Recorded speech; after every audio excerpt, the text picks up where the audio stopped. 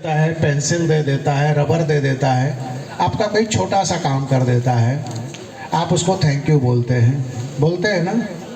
Normally सभी बोलते हैं थैंक यू, बात बात में थैंक यू। आपकी मम्मी जो है बचपन से बहुत कुछ कर रही हैं आपके लिए, पता है ना। ठीक है, अब आपका थोड़ा उनसे कम पड़ता है, इसलिए कि आपकी आज़ादी में थोड़ा खलल डालती हैं, आपसे विचारों में उनमें मतभेद होने लगा है। ये भी सच है, उम्र का प्रभाव है कि आपको अपनी मम्मी अब कभी कभी नहीं भी पसंद आती हैं। इस उम्र में आप हो, ये नेचुरल है, कोई बड़ी बात नहीं है। और अगर ऐसा नहीं हो रहा है तो भी समझ लेना कि तुमको अक्ल नहीं है, तुम डेवलप नहीं हो रही हो, तुम अपनी माँ जैसी ही हो, लेकिन तुम्हें अपनी माँ जैसी नहीं, उससे आगे जाना है। हर बच्चे को अपने माँ बाप से आगे जाना चाहिए, और आगे जाने के लिए कहीं ना कहीं उसे अपने माँ बाप से किसी किसी विषय पर अलग विचार रखने होंगे। नहीं तो मम्मी 10th पढ़ी है, तुम उसकी कॉपी करोगे, तुम भी 10th हो जाओगी। अब तुम्हें क्या कहना होगा, वो बोलेगी 10th मैंने पढ़ा है, तुम भी 10th पढ़ो, आपको लड़ना होगा, नहीं मुझे ग्रेजुएशन करना है। मैं इसकी बात कर रहा हूँ, इस तरह से आपको उससे अलग होना होगा।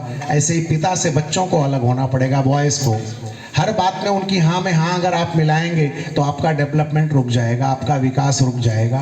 तो मैं कह रहा था कि आपकी मम्मी आपके लिए बहुत कुछ करती हैं, आपके पापा बहुत कुछ करते हैं। आप लोग जिस सोसाइटी से आते हैं, इसमें से आधे लोगों के पेरेंट्स 12 घंटे जॉब करते हैं। नहीं भी करते हैं तो इस तरह का जॉब करते हैं कि आप जॉब भले 8 घंटे का है, जाने में 2 घंटा, आने में 2 घंटा, 12 घंटे उनके हो ही जाते हैं। वो आपके लिए इतना कुछ कर रहे हैं, आपने कभी सोचा उनको थैंक यू बोले?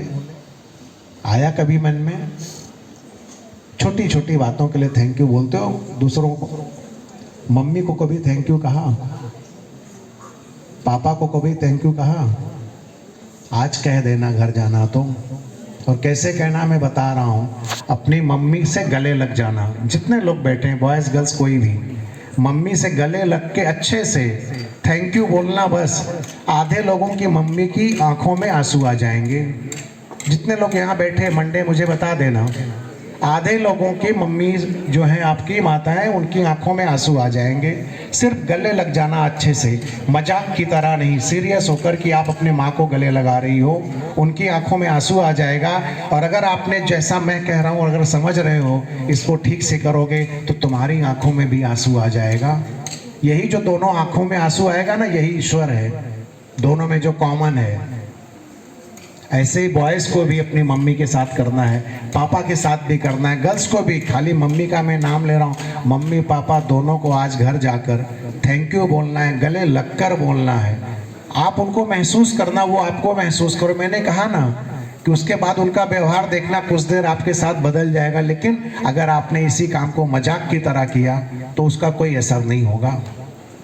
उस काम को मजाक की तरह नहीं, गंभीरता से करना। और मैंने कहा जिस उम्र में आप लोग हैं, स्वाभाविक है कि आपका अपने पिता से मतभेद हो जाए कि पिताजी कुछ जानते नहीं हैं, ऐसे ही बोलते रहते, इनको कुछ पता नहीं है। लड़कियों को भी लगता होगा कि मम्मी को कुछ पता नहीं है, मेरे ऊपर डाउट करती है, मेरे ऊपर शक करती है, भरोसा नहीं करती।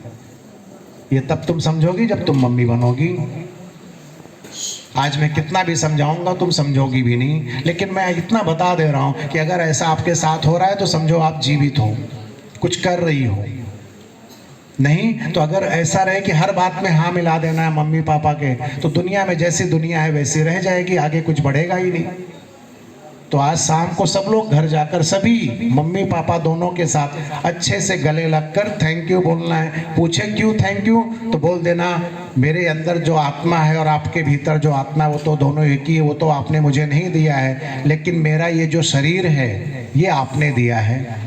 मैं अगर गोरी हूँ तो आपकी वजह से गोरी हूँ, मैं लंबी हूँ तो आपकी वजह से हूँ, मैं किसी कास्ट की हूँ, जो भी मेरा सरनेम है आपके वजह से मिला है। मुझे भारत का सिटीजनशिप किसके वजह से मिला है? तुम सब इंडियन क्यों हो?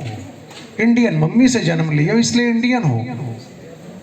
तुम जो भी हो अभी तक तुम्हारे माता पिता की वजह से, और आगे भी रहोगे। तो उनको थैंक यू जरूर कहना। बस इतना ही कहना था। अब अगला क्वेश्चन हम लोग लेते हैं।